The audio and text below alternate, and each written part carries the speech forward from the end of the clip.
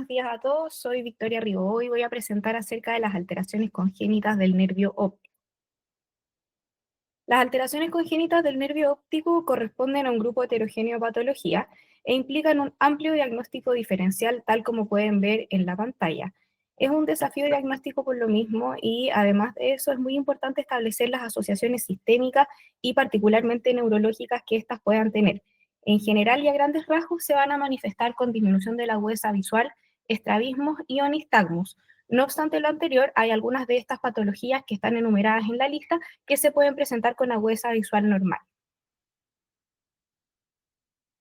La primera de estas patologías es la hipoplasia del nervio óptico y corresponde a la anomalía del desarrollo del nervio óptico más común de todas.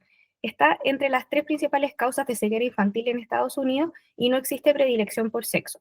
Hay diferentes factores de riesgo que se han descrito, incluyendo el ser hijo de madres diabéticas, el que ellas hayan estado expuestas al alcohol, al LSD, la quinina o el uso de antiepilépticos durante el embarazo.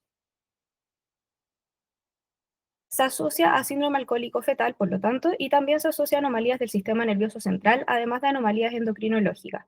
La agudeza visual puede variar desde una agudeza visual de 20/20 hasta NPL, no obstante lo anterior, en los casos en que se manifieste de forma bilateral, que es la mayoría de los casos, de hecho un 80% de los casos, tienden a tener bajas agudezas visuales cayendo en el rango de ceguera legal. Defectos de campo visual también es algo bastante común de encontrar en estos pacientes y podemos encontrar defectos de tipo arcuatos y también periféricos.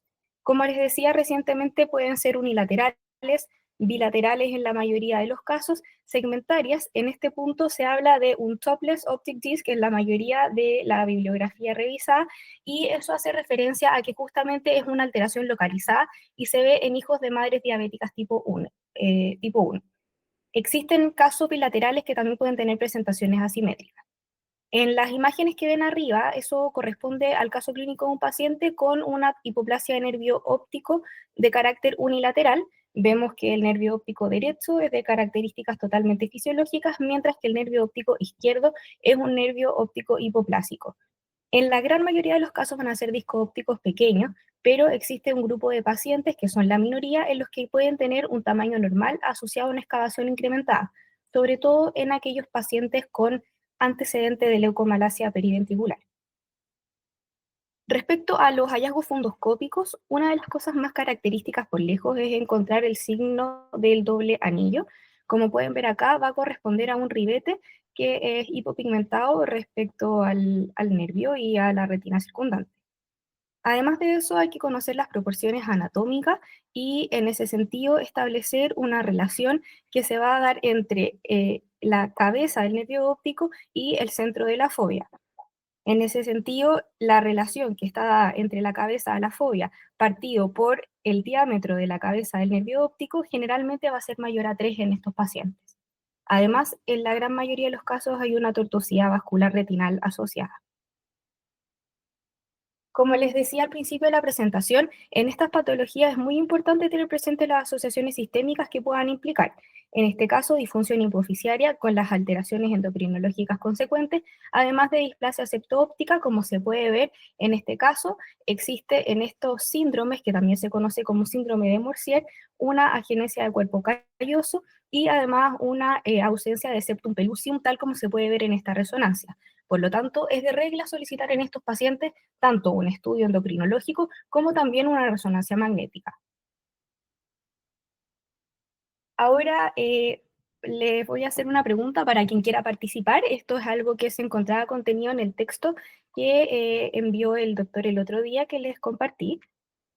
Y dice lo siguiente: ¿cuál de las siguientes anormalidades endocrinológicas se encuentra con mayor frecuencia en pacientes con displasia septo-óptica?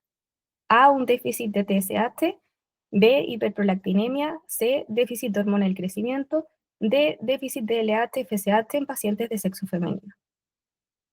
¿Hay alguien que quisiera responderla?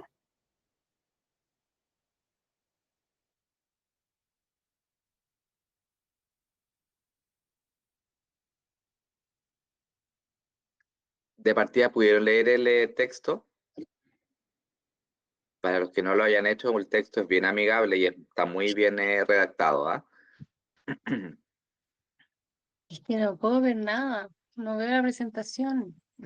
No No sé por qué. Estás como la topacio.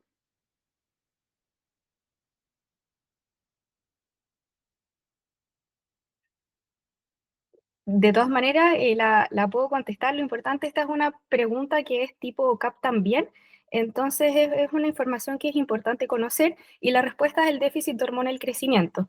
Si bien en la displasia septoóptica podemos encontrar todas las deficiencias de las hormonas hipofisiarias, también la hiperprolactinemia en el caso puntual de la prolactina, hay que saber que este es por lejos el más frecuente. De hecho, se encuentra aproximadamente en un 70% de los casos. La siguiente Y patología. cuéntame otra cosa que yo quería preguntarte respecto de, ¿no es cierto?, las alteraciones del desarrollo del tallo infundibular y de la hipófisis y su asociación cuando tú tienes hipoplasias uni o bilaterales. ¿Cómo cambia eso?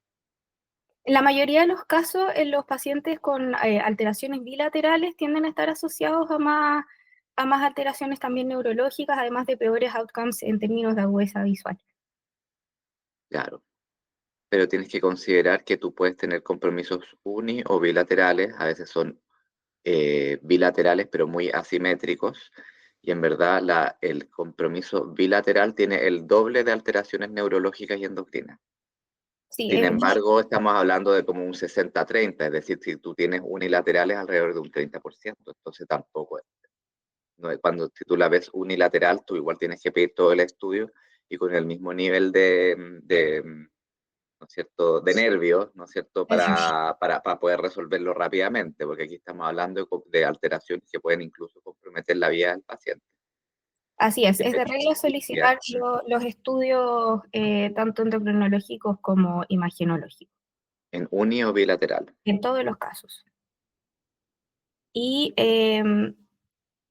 la siguiente patología es el Morning Glory. En este caso, la manifestación tiende a ser unilateral en mujeres y se asocia a desprendimientos de retina seroso, por lo tanto, un buen examen fundoscópico es esencial en este grupo de pacientes.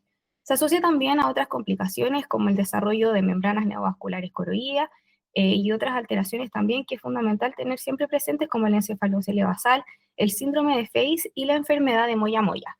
La patología recibe su nombre por la asociación con una flor que es bien conocida y esta adopta una disposición radial de los vasos que podemos ver acá en la papila y se asemeja bastante entonces a esta imagen. El síndrome de Face es una sigla en inglés que hace referencia a anormalidades de fosa posterior, al desarrollo de mangiomas, anormalidades arteriales, cardíacas y las anormalidades oftalmológicas que acabo de referir.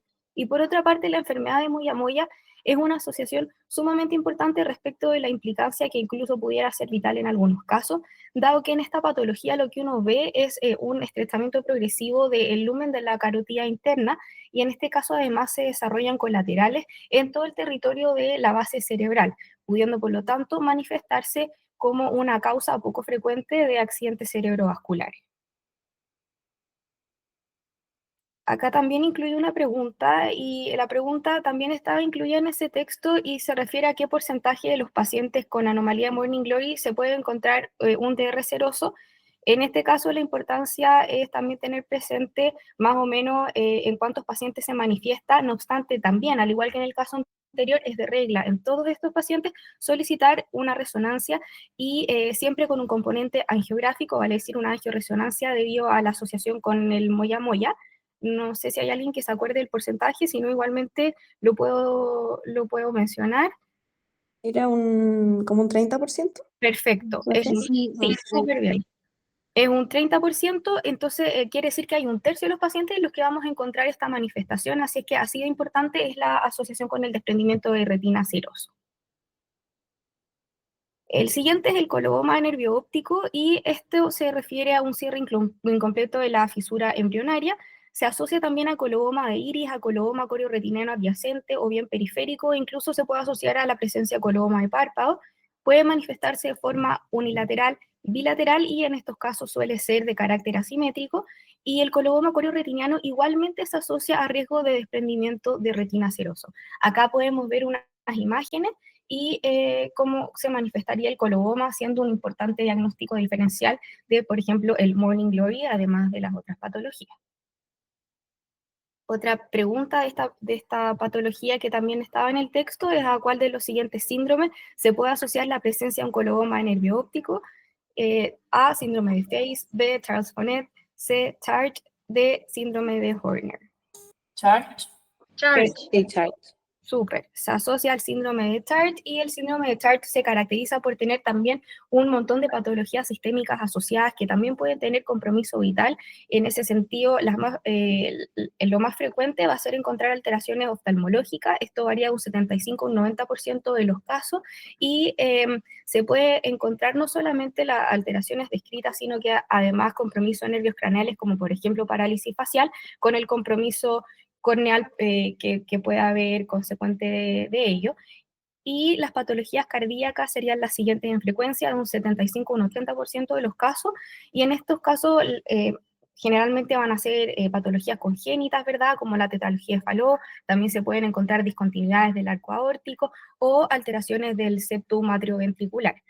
Se encuentran también alteraciones a nivel otorrinolaringológico, particularmente a nivel ótico en realidad, y también alteraciones geniturinarias, retraso del desarrollo.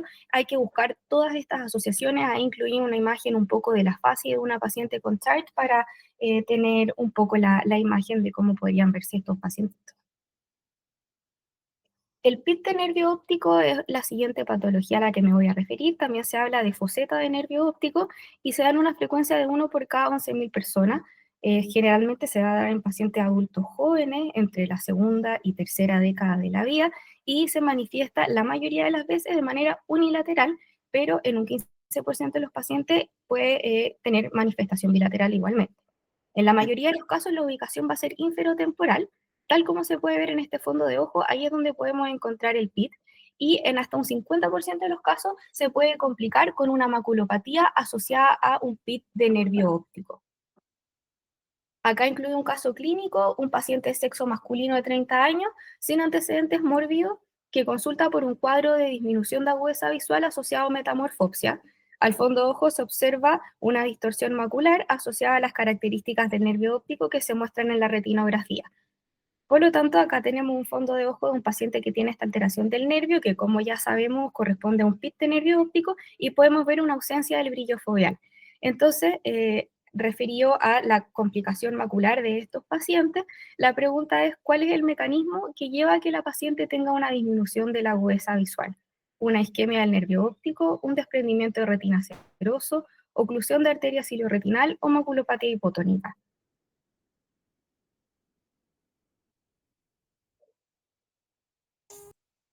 Vamos, chicos. Isquemia. No sé. Pudiera ser. Estoy entre la A y la B. ¿Entre cuáles? Entre la A y la B.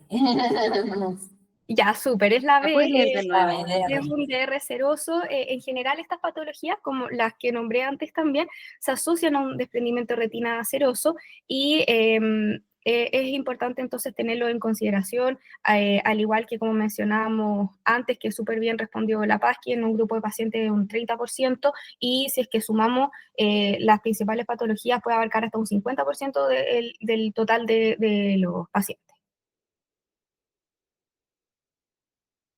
Y el PIT de nervio óptico entonces se asocia con un defecto de la capa de fibras nerviosas y con desprendimientos serosos maculares. Acá podemos ver el fondo de ojo que está mostrando un PIC un PIC de una ubicación más bien inferotemporal, y acá se ve cómo se asocia a este desprendimiento seroso de retina. Acá también hay unos casos clínicos que muestran esta maculopatía por PIT, y podemos ver cómo existe acá un DR seroso que después se soluciona, y acá también podemos ver la misma asociación fundoscópica y en el OCT cómo se manifiesta, además de tener acá una representación tridimensional del desprendimiento seroso. Ya, esta es una próxima patología, es una pregunta, esto no estaba en el texto, quizá alguien de las que haya pasado por retina o pediatría quiera participar, y dice cuál es la condición mostrada en primer lugar, y en segundo lugar a qué se podría asociar: esclerosis múltiple, papilitis diabética, ambliopía o retinopatía por VIH.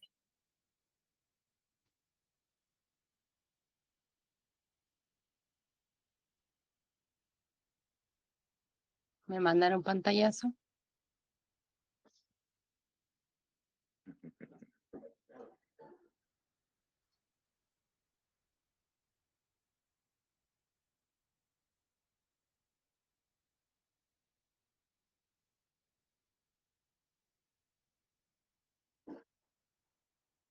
¿Pero qué es lo que ven en la papila? Estamos hablando de alteraciones congénitas. Sí, Pareciera como una mielinización de la... Perfecto. Ese es el diagnóstico, súper bien. pero si se asocia, no sé, yo pensaría esclerosis múltiple, no sé por qué, pero no sabía que se asociaba a algo, en realidad.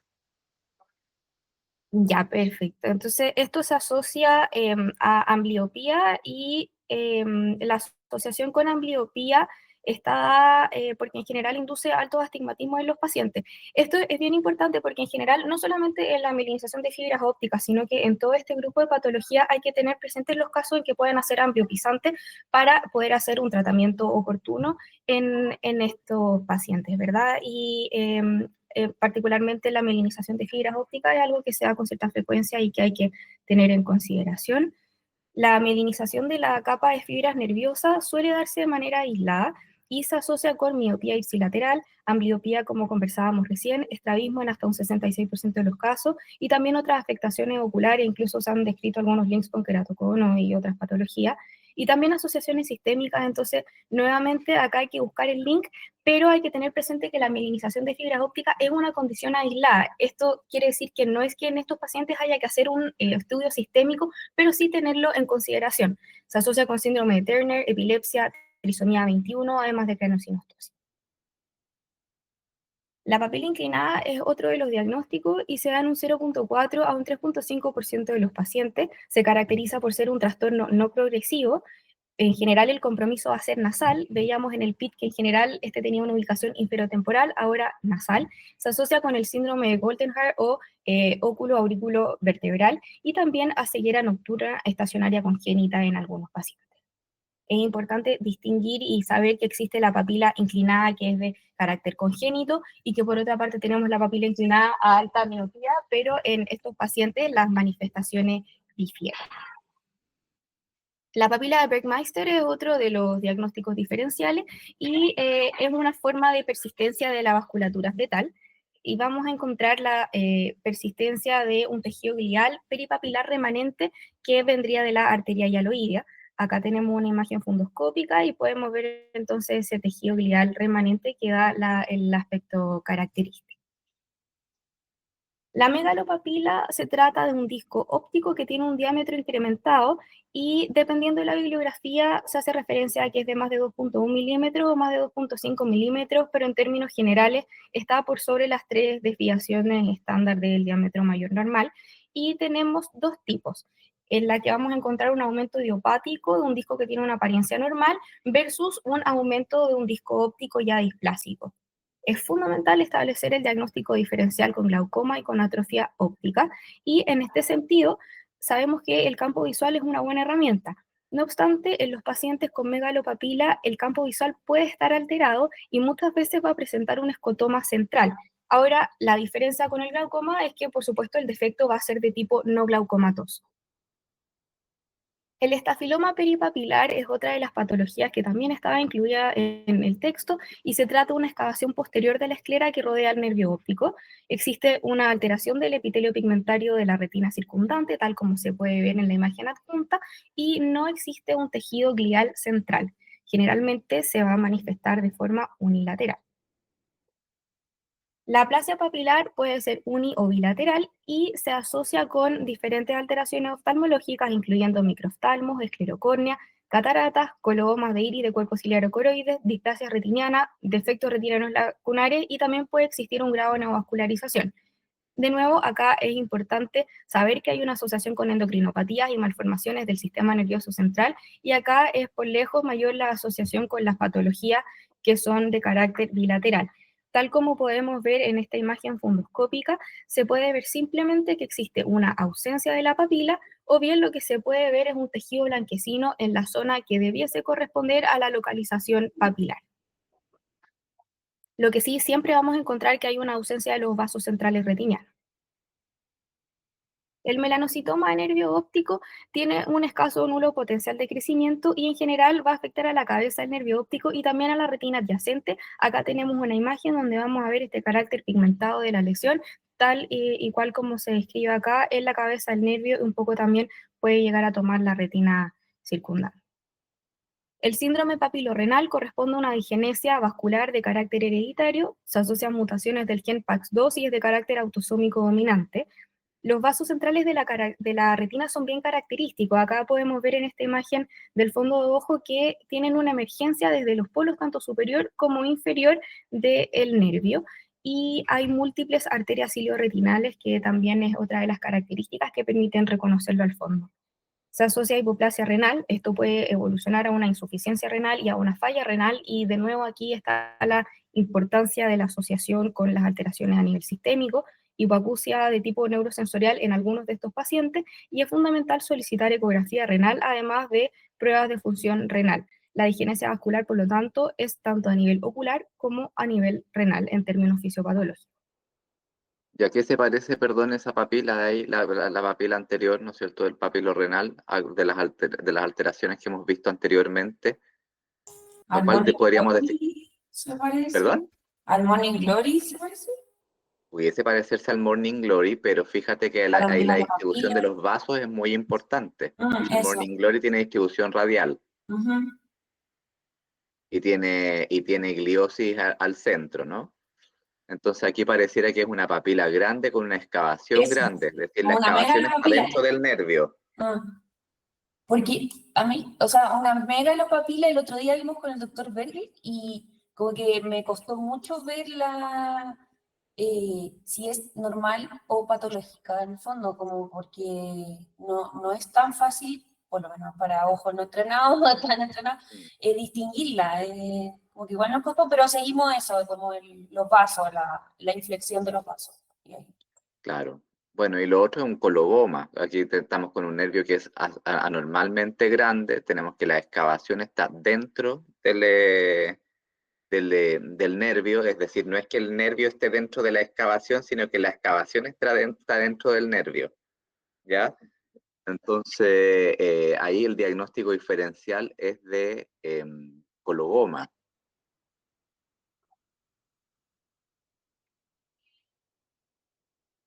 Y entonces ahí también tenemos que considerar, que es algo que yo creo que es muy importante que lo vayan teniendo en claro, si es que no se han dado cuenta con todo lo que ha presentado Piti, es que la mayoría de estas alteraciones congénitas del nervio óptico son alteraciones que son más bien aisladas y que tienen que ver como con insultos esporádicos durante la embriogénesis.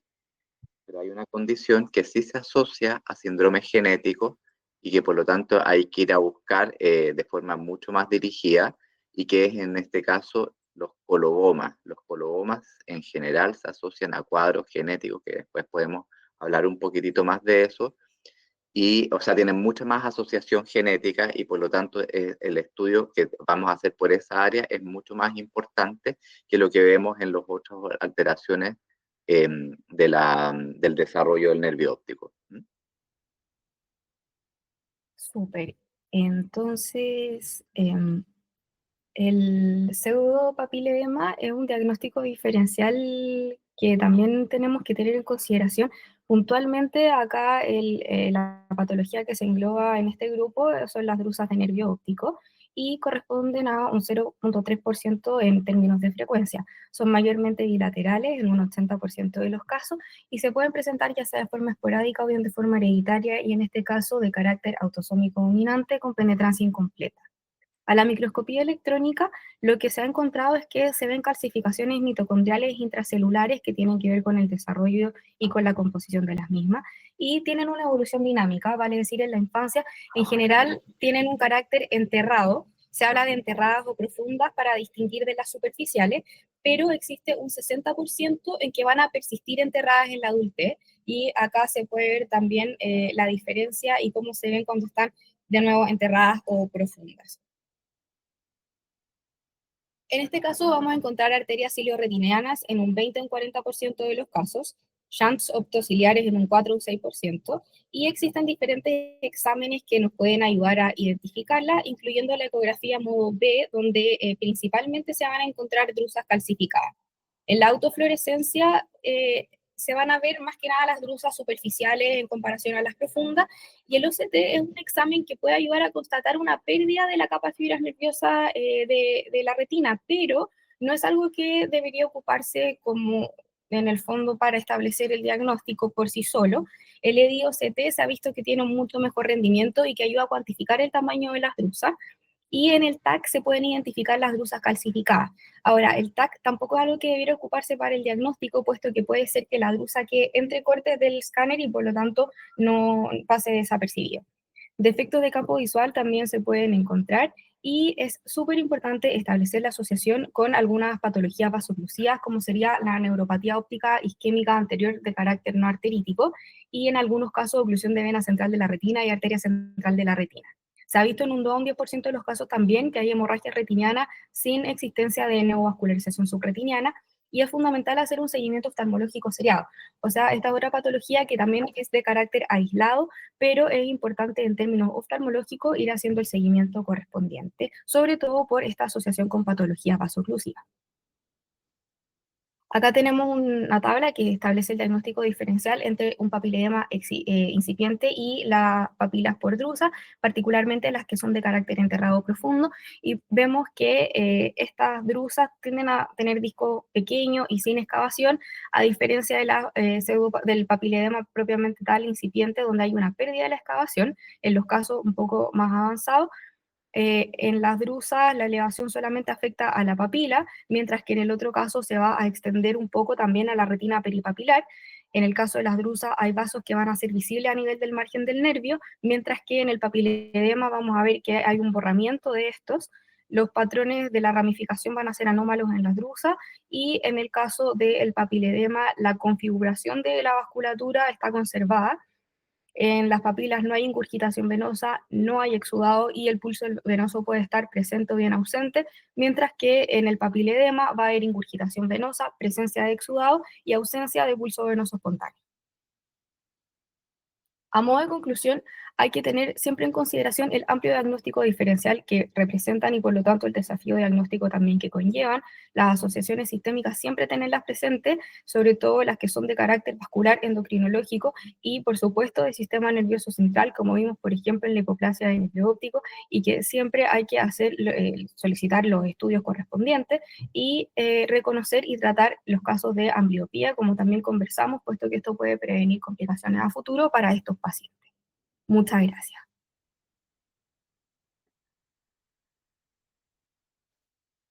Muy bien. Muchas gracias. Felicitaciones, Viti. Es un tema que es largo y que en general hay hartos como diagnósticos diferenciales. Sin embargo, aquí tenemos que hablar que, claro, dentro de las alteraciones como congénitas del nervio óptico, en que en general nos llega el paciente, porque habitualmente es un paciente que tiene mala visión, ¿no? O que llega por un estrabismo, por alguna alteración en la fijación uni o bilateral. Entonces, por mal desarrollo de la fijación, por retardo de la maduración visual, un niño presuntamente ciego, o que finalmente, ¿no es cierto?, cuando son casos unilaterales, habitualmente tenemos que se presentan con una endotropia, habitualmente de inicio precoz, ¿no es verdad? En un ojo, ¿no es cierto?, que no fija, que habitualmente tienen nistagmus monoculares, es decir, que con el ojo que fijan súper bien, y cuando lo obliga a fijar con el ojo no preferido, ¿no es cierto?, aparece un nistagmus más o menos importante, recordando que el nistagmus, o sea, que la agudeza visual es para la fijación como el ancla de un barco, ¿no es cierto? Si es que la agudeza visual es buena y el ancla está pesadita, el barco no se mueve, pero si es que el ancla es liviana, el barco se mueve mucho más. Entonces, justamente eso nos está hablando de que un ojo, cuando tú tienes asimetría del nistagmus, ¿no es cierto?, que no estamos hablando de un ojo que pareciera que fija muy mal. Entonces, por eso nos llegan estos pacientes, ¿ya? Por ejemplo, cuando estamos hablando de megalopapilas o estamos hablando, qué sé yo, de drusas de nervio óptico, habitualmente esos son otros tipos de alteraciones que uno los va encontrando posteriormente en el estudio, ¿ya? Pero los pacientes que, como quizá lo que más nos deberíamos de abocar es al tema de la hipoplasia del nervio óptico, del coloboma, del estafiloma del nervio óptico y del morning glory, ¿ya? Y dentro de eso, como yo les comentaba, ¿no es cierto?, la mayoría son alteraciones que son más bien esporádicas y son como problemas del desarrollo de la vesícula óptica, es decir, en la embriogénesis como inicial, versus, ¿no es cierto?, alteraciones que pueden ser directamente genéticas y que tienen asociaciones multisistémicas. Entonces, cuando hablamos de coloboma, ¿no es cierto?, el coloboma tiene como características que son bastante propias, y como lo hablábamos, normalmente es un nervio óptico grande, pero que tiene la excavación como metida dentro del nervio. O sea, el nervio es grande, la excavación es grande, y la excavación se desparrama habitualmente hacia la retina inferior, ¿no es cierto? Entonces, es raro que, por ejemplo, la extensión del coloboma sea hacia arriba. Siempre en general va a ser hacia abajo, por donde está la fisura óptica. El coloboma puede ser uni o bilateral, y puede ser aislado o puede ser asociado a síndromes genéticos, dentro de los cuales, a ver, ya no, hablamos del chart, ¿no es cierto? ¿Algún otro más que se les ocurra? Vamos, chicos, chicas. ¿Algún otro síndrome asociado a coloboma? Acuérdense que hay una secuencia que nos habla del coloboma, microoftalmo y anoftalmo. Marc. Entonces, claro, Mac. entonces esta asociación MAC es importante tenerla en consideración, que pueden, el compromiso habitualmente ahí es bilateral, y en lo cual entonces ahí tenemos diferentes tipos de transmisión genética, Y que puede ser desde había una otro, el dominancia. icardio, ¿no? Claro, el Aicardi justamente tiene manifestaciones diferentes, pero el Aicardi como que cae dentro de otra categoría. Pero justamente también el Aicardi es importante tenerlo en consideración como diagnóstico diferencial. Las otras alteraciones que son importantes en considerar, que puede estar, por ejemplo, en el Golden Heart, ¿no es cierto?, que también tiene una carita especial con alteraciones del desarrollo de las arcas branquiales, ¿no es cierto?, puede estar también en el síndrome de Kabuki y en el Cat Eye Syndrome, ¿no es cierto?, que también todas estas tienen alteraciones, bueno, y como dijo también la Viti, ¿no es cierto?, en el síndrome papilorrenal. Entonces aquí hay alteraciones, ¿no es cierto?, multisistémicas, por lo tanto, coloboma deberíamos de estudiarlo con imágenes de cerebro, pero también tenemos que pedir un estudio que sea idealmente multidisciplinario, ojalá conducido por un genetista, ¿no es cierto?, buscando alteraciones del desarrollo, ¿no es cierto?, otorrino laringológico, alteraciones del desarrollo renal, que hay que ir a buscar alteraciones del desarrollo cardíaco. Entonces, ahí hay que ir a buscar como una serie, una constelación de cosas que a veces pueden no ser tan evidentes a primera vista.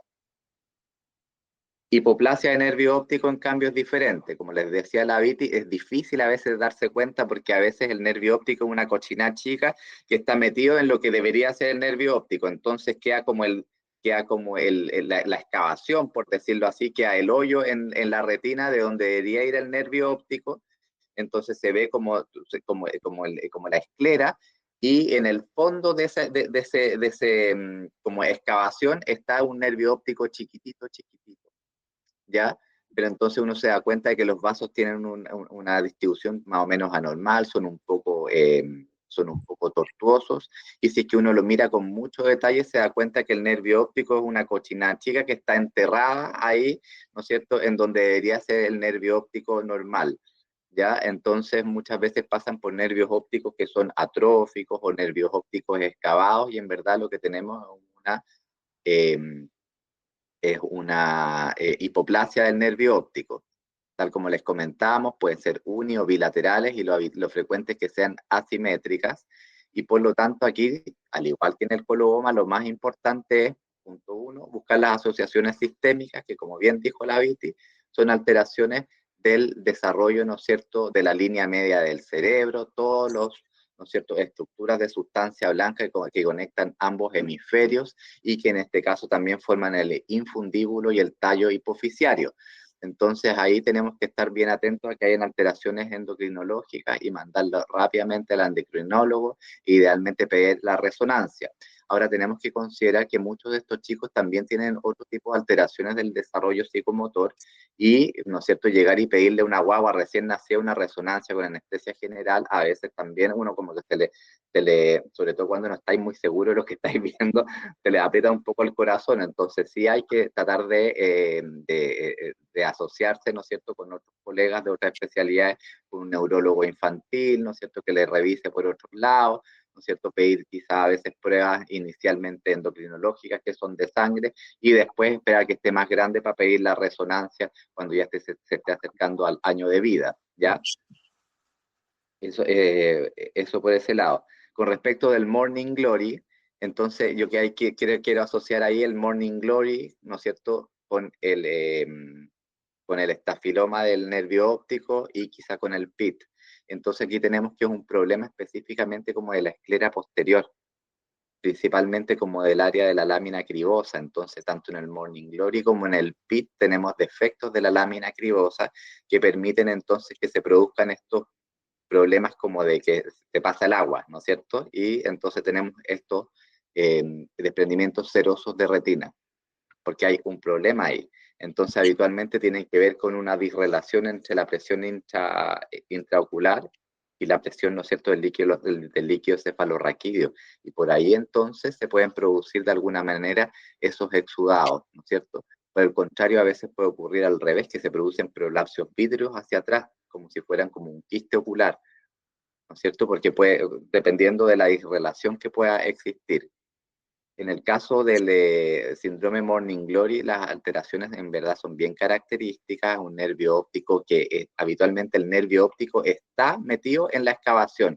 Hay un defecto como del cierre de la esclera posterior, se produce, ¿no es cierto?, un defecto infundibular y el nervio óptico queda atrapado en este embudo, ¿ya? Y por eso le da ese aspecto de flor, como de un suspiro, ¿no es cierto?, que son los Morning Glory.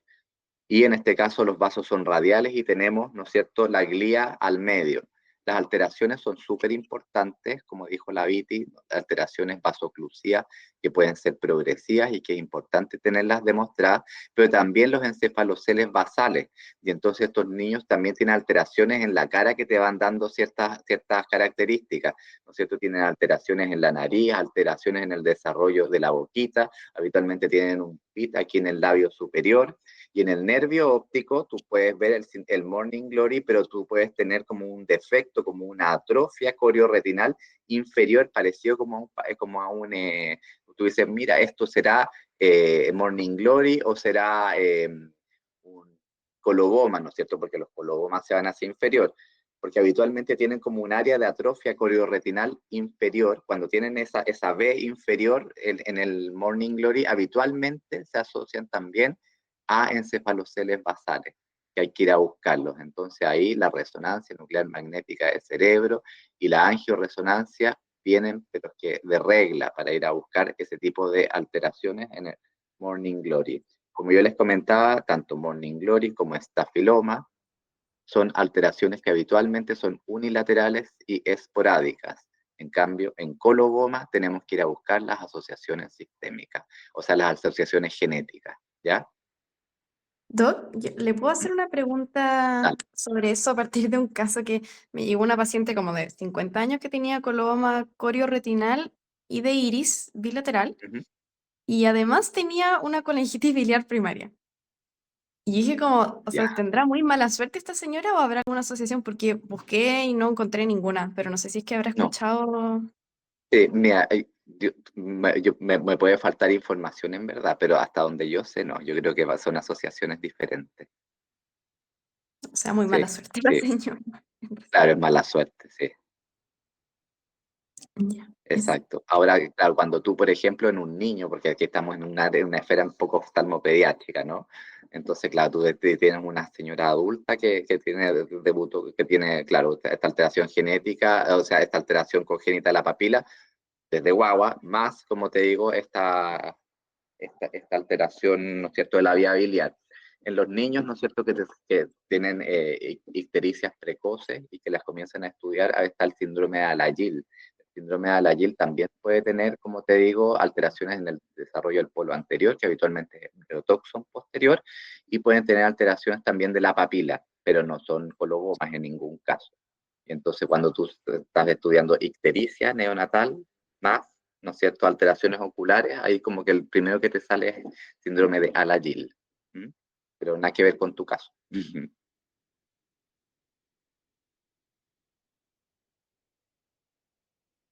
Eso.